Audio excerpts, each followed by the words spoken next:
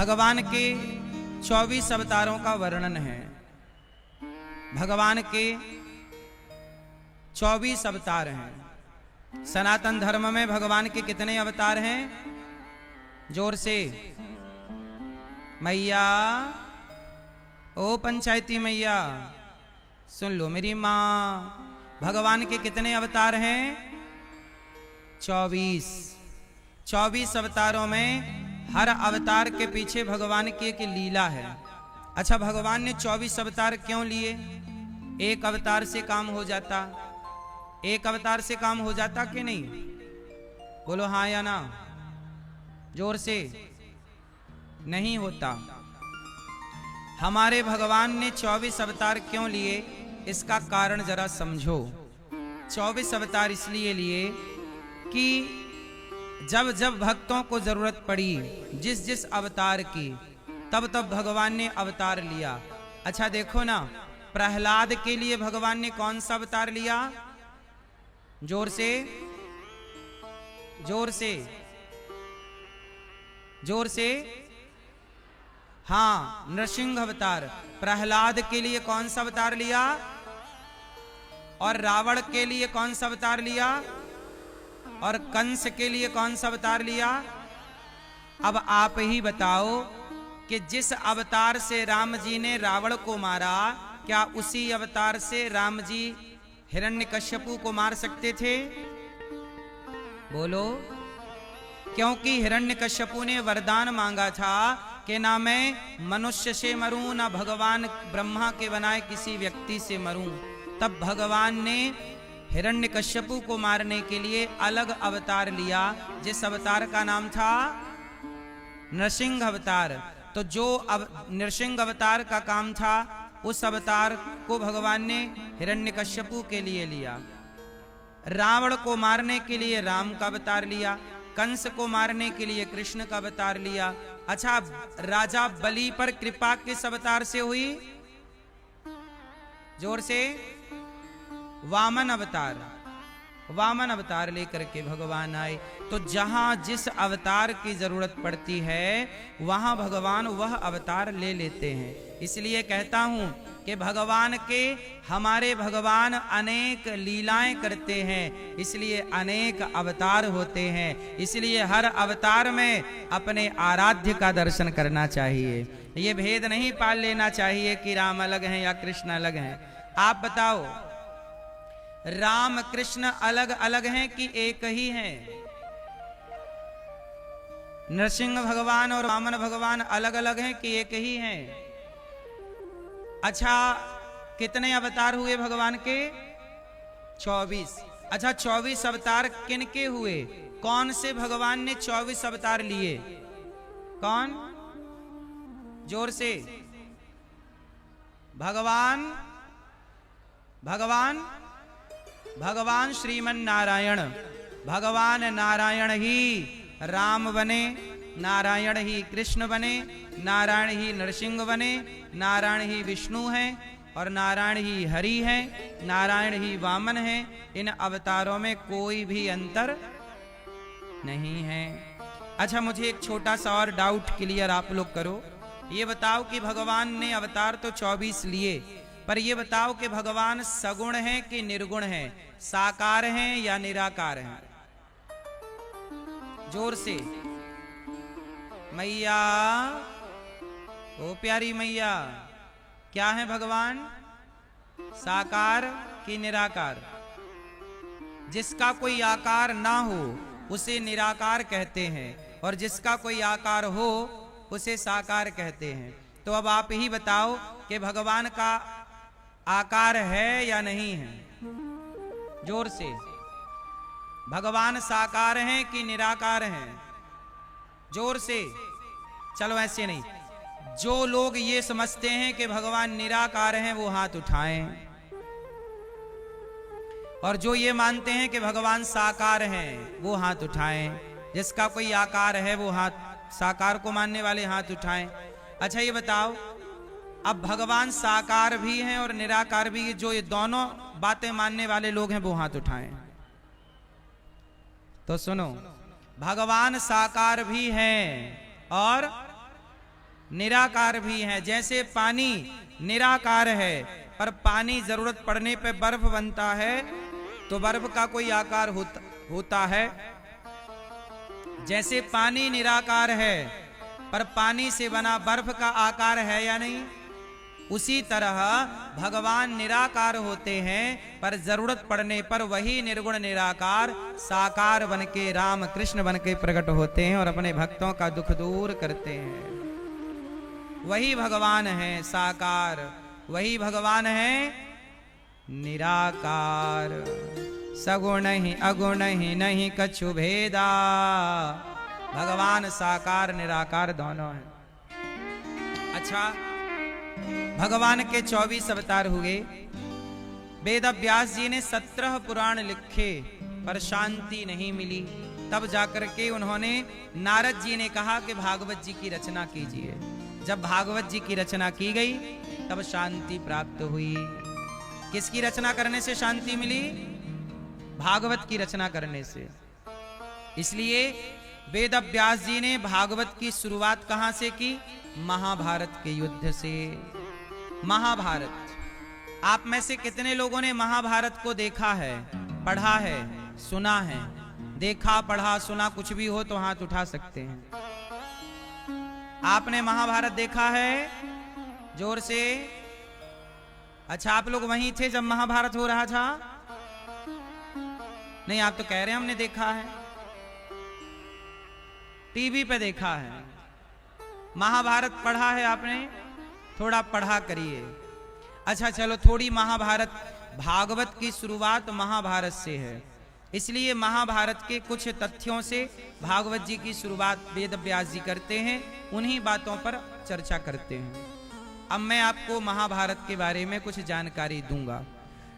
अब ये बताओ कि महाभारत हमें सुनना चाहिए कि नहीं सुनना चाहिए? सुनना चाहिए। जो महाभारत सुनेगा, जो महाभारत पढ़ेगा, उसके जीवन में कभी भी महाभारत नहीं होगा, क्योंकि वो जानकार हो गया है। जिसे जानकारियां नहीं है वो परेशान है, और जिसे जानकारियां हैं वो परेशान नहीं है। तो इसका मतलब ये हुआ कि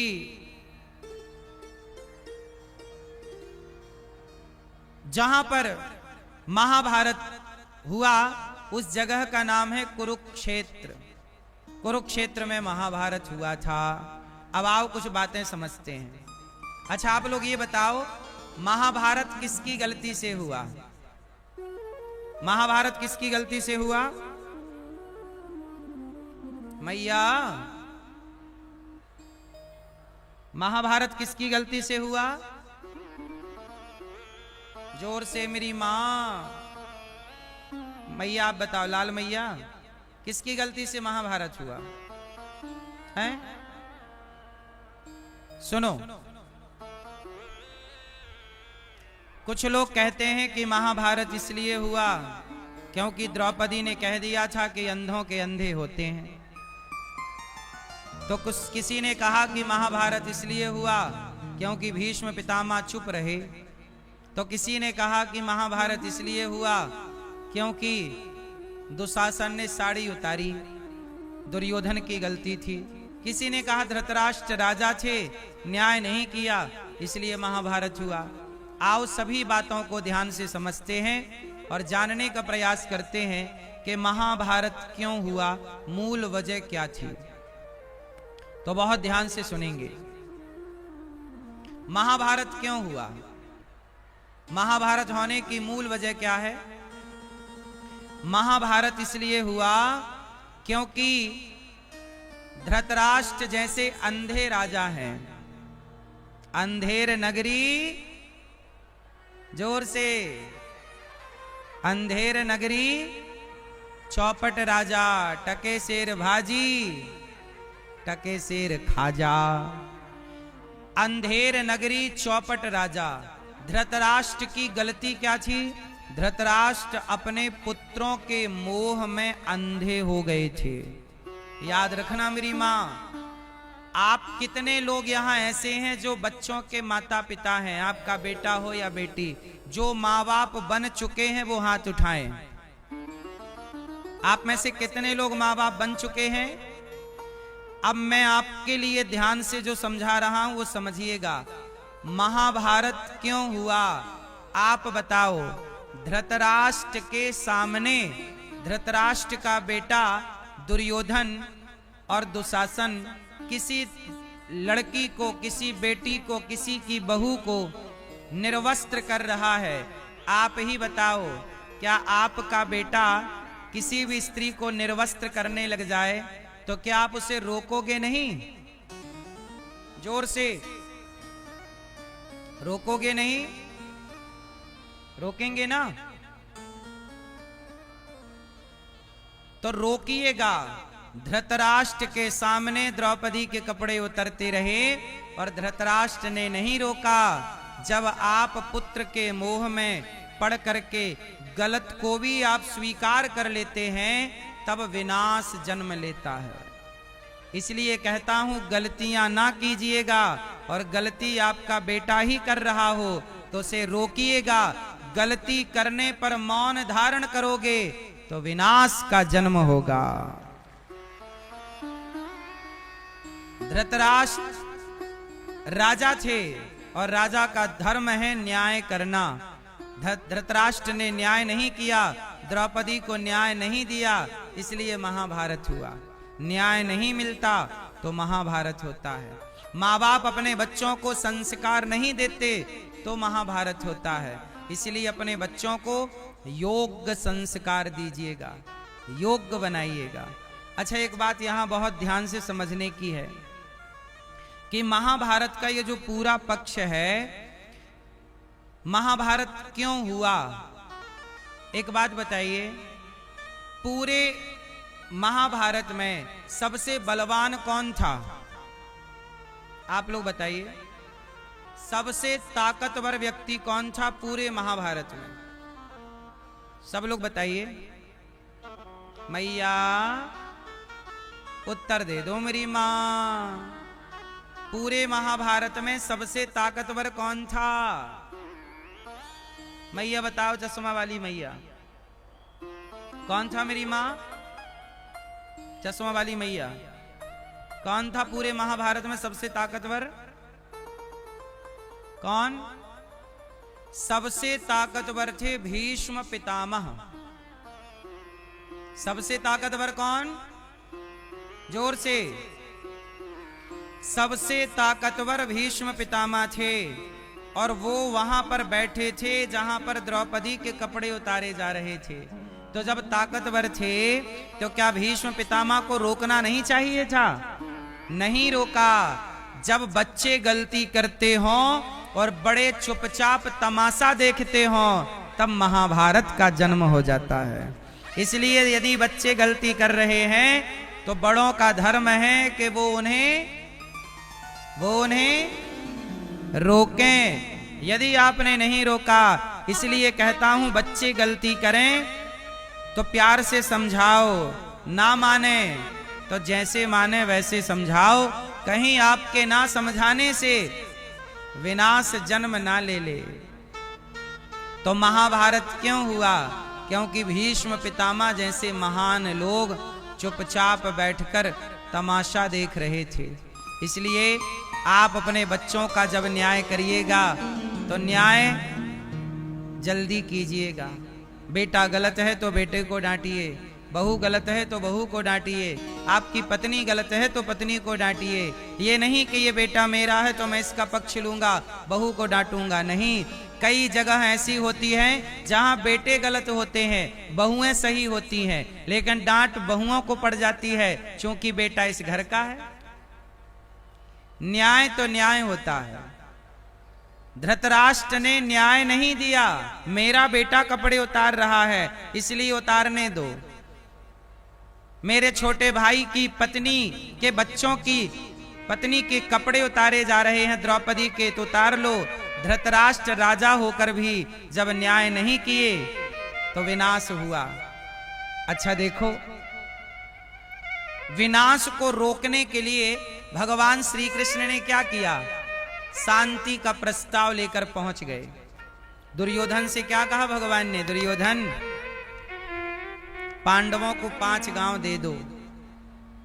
पांडवों को कितने गांव दे दो? दुर्योधन वह भी दे न सका, आशीष समाज का ले न सका। जब नाश मनुज पर छाता है, पहले विवेक मर जाता है। दुर्योधन 5 गांव नहीं दे सका, और 5 गांव भगवान कृष्ण बोले दे दोगे तो महाभारत नहीं होगा। जब दुर्योधन ने वह भी नहीं दिया तो क्या हुआ? भगवान वहां से जाने लगे तो दुर्योधन ने भगवान को पकड़ लिया, कहा बांध दो, बंदी गृह में डाल दो भगवान कृष्ण के लिए। भगवान ने अपना विराट रूप दिखाया और धृतराष्ट्र को भगवान ने आंखें दे दी। कहा कि धृतराष्ट्र देख, समझा ले अपनी संतान को, मैं कौन हूं। भगवान कृष्ण ने अपना रूप दिखाया, धृतराष्ट्र को आंखें। अच्छा बताओ, धृतराष्ट्र अंधे थे कि नहीं? जोर से। अंधे तो थे, पर भगवान ने एक बार धृतराष्ट्र को आंखें दे दी थी। आपको पता है, धृतराष्ट्र के पास जब भगवान शांति दूत बनकर गए तो भगवान ने धृतराष्ट्र को आंखें दे दी थी कि देख मुझे, मैं कौन हूं। पर धृतराष्ट्र ने देखने के बाद भी भगवान को पहचानने से इनकार कर दिया और देख कर भी अनदेखा कर दिया। जब आप सच को देखकर भी अनदेखा कर देते हैं तो महाभारत जन्म लेता है। भगवान श्री कृष्ण ने कहा कि दुर्योधन देख, मैं कौन हूं, साक्षात नारायण हूं, पर तू समझने को तैयार नहीं। चले गए भगवान। अच्छा एक बात बताओ, 5 गांव दे देता दुर्योधन तो महाभारत टल जाता कि नहीं? बोलो हाँ। पर दुर्योधन ने 5 गांव नहीं दिए। अच्छा, दुर्योधन मारा गया और पांडव भी स्वर्गारोहण के लिए चले गए। अच्छा बताओ, दुर्योधन कहां का राजा था? हस्तिनापुर का। धृतराष्ट्र राजा थे, ये राजकुमार था, भावी राजा होने वाला राजा। किस भूमि की लड़ाई थी? हस्तिनापुर। हस्तिनापुर कहां है? हस्तिनापुर आज वर्तमान में जो मेरठ है, मेरठ शहर, वही हस्तिनापुर है पुराना। और जो आज दिल्ली है, यही इंद्रप्रस्थ थी पुरानी। तो दिल्ली और मेरठ की भूमि की लड़ाई थी। दुर्योधन बोला मैं नहीं दूंगा, पांडव बोले हम लेकर रहेंगे। दोनों में महाभारत हुआ। और जब महाभारत हुआ तो बताओ, जिस भूमि को दुर्योधन ने कहा कि मैं सुई की नोक बराबर नहीं दूंगा, क्या वो दुर्योधन जब मरा तो सुई की नोक बराबर भूमि लेकर गया? बोलो हाँ या ना। वो भूमि आज भी जहां की तहां पड़ी है। जिस भूमि पर महाभारत हुआ, ना जीतने वाले रहे ना हारने वाले रहे, पर वो भूमि आज भी जहां की तहां पड़ी है। उस भूमि के लिए खून बहाया था, आपस में लड़े मरे, आज भी वो भूमि जहां की तहां है। इसलिए कहता हूं कि आपकी जान कीमती है, आपका जीवन बड़ा है, भूमि बड़ी। बताओ, भूमि बड़ी है कि जीवन बड़ा है? बोलो बोलो मेरी मां, कौन बड़ा है? इसलिए भूमि के लिए जीवन को बिगाड़ा नहीं करते, क्योंकि जिस भूमि के लिए महाभारत हुआ, आज उस भूमि पर छगनलाल का घर बना हुआ है। कितने लोग घर बना के उस भूमि पर रह रहे हैं। जब दुर्योधन कहता था कि मैं सुई की नोक बराबर नहीं दूंगा, आज वो भूमि जहां की तहां है। लोगों ने घर बना के रहना शुरू कर दिया। लोग कह रहे हैं अब ये भूमि हमारी है। जिस भूमि को कभी दुर्योधन कहता ये मेरी है, आज उसी को लोग कहते हैं कि ये मेरी है। ये संसार किसी का नहीं था मेरी माँ। कभी धोखे से ये मत कहा करो कि ये मेरा है, ये भूमि मेरी है। ना भूमि मेरी है, ना संसार मेरा है, ना लोग मेरे हैं। यदि कोई मेरा है